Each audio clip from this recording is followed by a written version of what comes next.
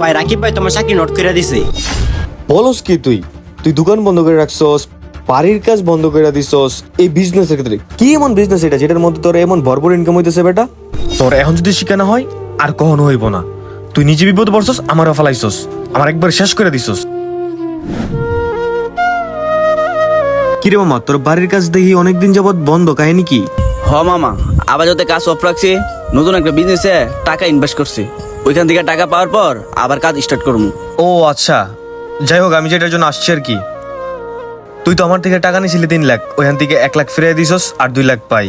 So এই টাকাটা যদি দিতি একটু ভালোই তো আর কি।